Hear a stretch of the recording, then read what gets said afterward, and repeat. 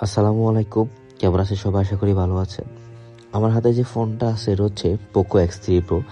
বর্তমানে সবাই যারা টেকনিশিয়ান বাইরে আছেন, কাজ করতেছেন, সবাই জানেন যে পোকো X3 Pro বা গেমিং যে ফোনগুলো আছে, এটা প্রত্যেকটা ফোনেরই কম বেশি সিপিইউ রিবলিং করা লাগে। তো অনেক সময় দেখা যায় সিপিইউ রিবলিং করার পরও আপনারা সাকসেস হন না, আসলে বুঝতে পারেন না যে কোথা থেকে সমস্যা, সিপিইউ থেকে সমস্যা নাকি র্যাম থেকে সমস্যা।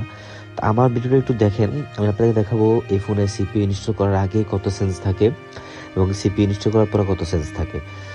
বর্তমানে আমার বোর্ডটি ক্লিন আছে, এখানে শুধুমাত্র পাওয়ার এসি, চার্জিং এসি, পাওয়ার এসি কানেক্টেড। এই অবস্থায় ফোনটি সেন্স 4 ডিজিট পাওয়ার সাপ্লাইতে 22 বা 23 করতেছে, যে 22 23 বর্তমানে কিন্তু ফোনটিতে সিপিইউ কানেক্ট করা নেই। সিপিইউ কানেক্ট ছাড়া 22 23 সেন্স করতেছে। আমি সিপিইউটা ভালোভাবে ক্লিন করে নিতেছি এবং ক্লিন করে